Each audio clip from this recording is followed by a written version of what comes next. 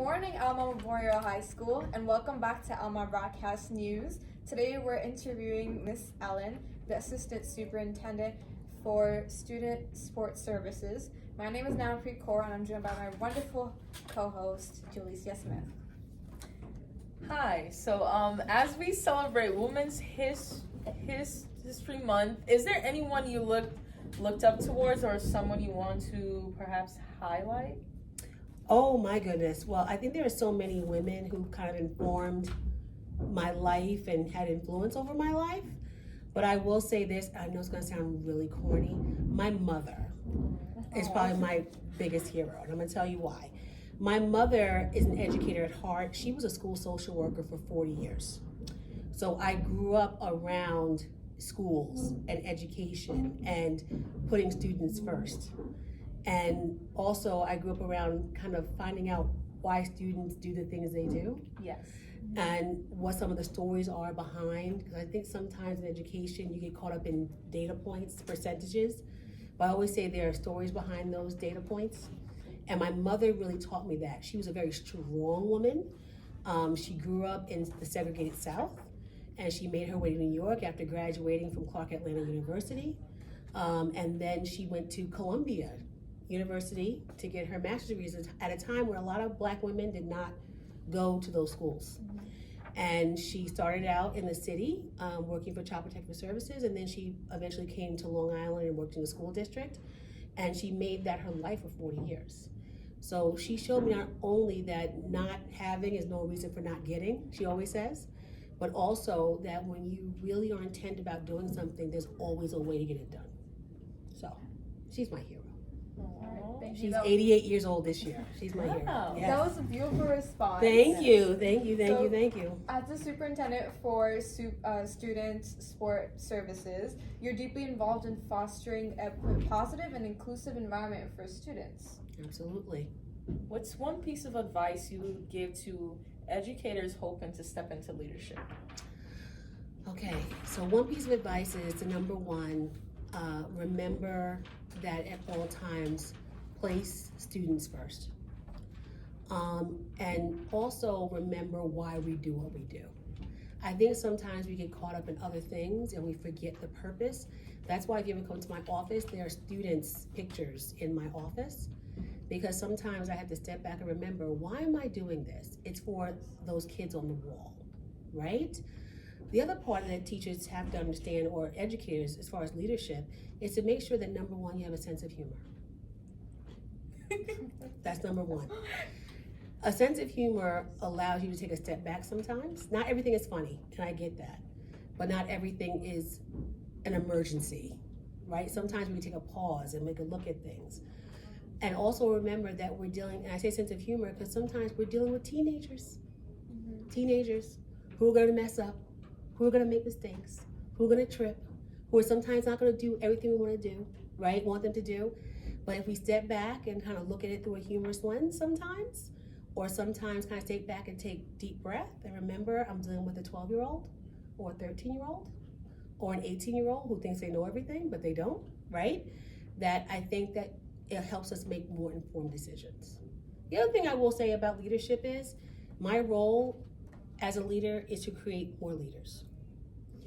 I always truly believed in the mantra that a good leader gives people agency, and they allow people to make mistakes, and they allow people to be creative, and they allow people to learn their own leadership style and management style.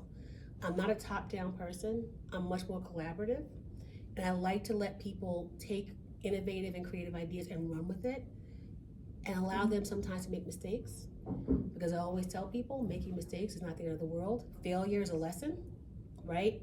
When you fail at something, as long as you learn a lesson from it, you can be better at it next time. And I just think that the biggest compliment you could have as a leader is when you create own leaders and they go out into the world and become leaders of their own. I will say this, I am very proud of the fact that when I was a principal, a lot of my teachers became chair people. Some of them became assistant principals. And I don't take complete credit for that, but I also think there's a little feather in my cap because of that. I didn't hold people back. So. So you've been part of Sewanaka since 2007. Oh my gosh, who told you that?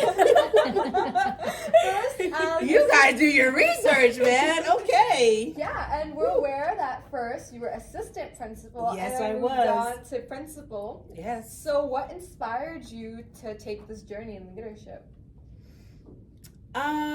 What inspired me to take this journey? I think I had a lot of cheerleaders in my corner telling me that they thought I could do it. That's number one. So I think sometimes as women, we doubt ourselves. And I think sometimes as women, we think that we have to know everything before we take a leadership position, where nothing against men. I think sometimes men will go for the job and then learn at the job. Where women, we go, oh, no. I have to know everything before I become an AP. I have to know everything before I become a principal.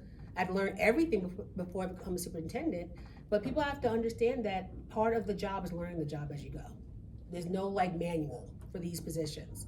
And I think that the thing that inspired me was that someone said to me, guess what, tap on the shoulder, you don't have to know everything, but you have to be willing to learn and use your wisdom and common sense. And remember that these children are your children. How would you want your children to be treated, right? And then everything else will come into place.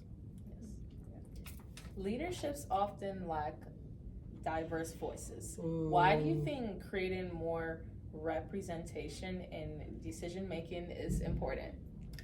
So I will tell you that one of my ways that I lead, I will tell you is that I bring people around the table that don't always agree with me.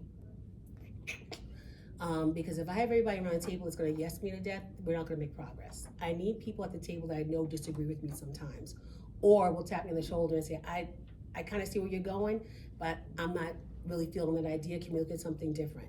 Because when you bring in more diverse voices, you're able to make a better comprehensive decision. And ultimately, my name is on the letterhead. Ultimately, I have to sign off on things. But when I know that I brought diverse voices to the table and perspectives, I know that decision is probably a better decision than if I'd done it in isolation by myself. Yes. So moving on from principal to assistant superintendent, Yeah. your impact shifted from one school to a whole district. In what areas are you most excited to make an impact? I think the biggest area is in learning about the different students in all the different buildings. Listen, I was in one building for almost 18 years. That's a long time to be in one place.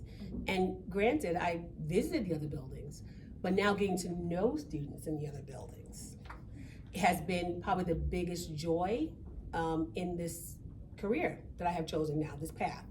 I think that one of my goals is to bring students from all 5 buildings together to actually interact more and to speak more. I think it's a lot more than the athletic field, which I think we do naturally, right?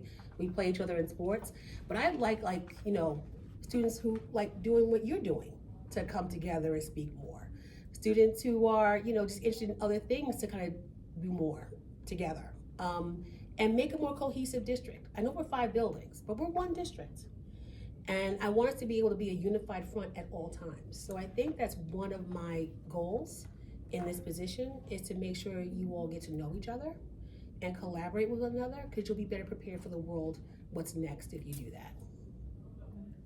Workplaces often fail to support women. Recently, a member of Congress held her 4-week-old child while voting on an important bill. As a parent, how do you balance leadership and the family life, and how do you think others could do the same? I tell you, I saw that video the other day, and it broke my heart that she had to bring her 4-month-old onto the floor of Congress for a vote, which, it leads to the conversation about, us being accommodating for women in leadership positions. Are we making sure their voices are heard, even though sometimes, they have to worry about childcare and they have to care for children or even older parents. Sometimes women do that a lot as well. I am spoiled, and I had an amazing support system at home. My mother took care of my kids from the time they were 3 months old. I dropped them off to her, and then she would take care of them. So I had a family unit that was ready to help out. I have an amazing husband. I have to give him some credit. He's a feminist. And he, when I took my leadership positions, he told me to go for it. He said, I will step up. I'll do what we need to do. So I'm lucky in that perspective, but a lot of women don't have that. And that's why I think that the workplace has to be somewhere that supports women, whether they want to be mothers, whether they want to go on to leadership positions, whatever they want to do, and make sure that we create spaces for that to happen. I will say this, I have always been, as a building leader, and even a leader now, family is absolutely first. And family is first because when all this is over, those are the folks that you now have to deal with after your career is done. So you have to make sure you're taking care of home. But I understand it's a very tricky balance. And not everyone does it well. Not all workplaces are supportive of that, but I will tell you that we in this district are very supportive of that. We have a lot of female leaders in this district who have families and kids and everything else, and so we support all of that. But have my kids gone to many basketball games? Absolutely. Have my children gone to football games? Absolutely. Do they come to plays and everything else? When Elmont plays tomorrow and wins tomorrow night at 6 o'clock, my family will be there with me tomorrow, because that's part of it. Not only is my job important to me, so is my family. So how do I mix those two together and make sure that I'm giving each their due attention? And sometimes they have to come to things with me, but they enjoy it and they love it and they learn. And the thing about it is my daughter, who's now 13, now she's seeing that mommy can do this job, but then she could also be mommy as well. And that's important to lead by that example. That's a great response. Oh, okay, good. So I didn't even practice that. So we learned that you have a degree in journalism. I do. From Temple University. Woo-woo. Yes. So how's your background in journalism impacted the way you approach your work and see the world? I think that writing, definitely, being a journalism major really did teach me how to write and how to gear my writing toward an audience and communicate better. But it also taught me to be a fact finder as well. When you're a journalism major, you're taught to find facts and make sure you have all the facts before you go out there and make a decision, meaning writing something. I think a journalism degree really is great in teaching you to do that. It also taught me public relations, how to convey to a community, how to galvanize different members and stakeholders to make decisions and to put yourself out there, how to put your school out there in the best possible light, how not to hide things when they happen, because sometimes things happen in school buildings, right? But it's important not to hide from those things and to be honest and transparent with your community and with your students and your parents. I think that journalism really helped me in that respect in my career in education. Yeah, I think me and Julissa can definitely relate to the part about fact checking. Absolutely. Yes. Absolutely, it's important. It's important. Thank you. And for last and final question, Miss Allen, your involvement in the Alpha sorority incorporated, there you go. Noteworthy. How Yes. has your involvement in the sorority shaped your approach to leadership and community service? I will tell you, number one, leadership. Sororities, and I will speak for my sorority, Alpha Kappa Alpha Sorority Incorporated, does encourage, not even encourage, we demand leadership. And demand that leadership, that means we need people to take responsibility for things that are happening in the community and make the community better. Community service is in my heart. I believe that, our bill in this world, and Muhammad Ali said better than I will, but I'll paraphrase, our bill for being on this earth is giving back to other people. I think that you cannot possibly understand the world unless you're out in your community and you're helping others and you're experiencing others. It teaches you empathy. It teaches you understanding. It makes diversity inherent in everything you do. It encourages equity, right? And also it encourages you to make other people leaders as well. So being part of this sorority, which has done amazing work, and I'll say there are other sororities, I won't name names, but there are other organizations like Alpha Kappa Alpha who also do amazing, amazing work.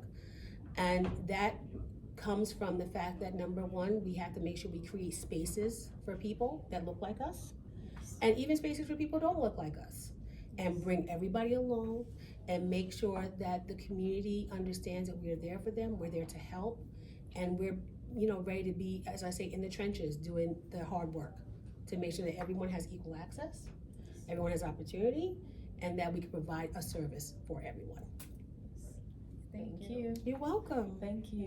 Oh my gosh, Thank guys you are great. so much for being here, and we really appreciate your time. Thank you. And I love the fact I appreciate your time, and the fact that your research was phenomenal. 2007. Have I really been here that long? My goodness. Are you Okay. shocked that we knew you were in Alpha Kappa Alpha Story Incorporated? How'd you get that information? No, I'm just joking. No. I'm not surprised by that. I'm actually proud of member, and I'm glad I could talk about it with you today. Thank you. Thank you. You guys are great. Thank you very much.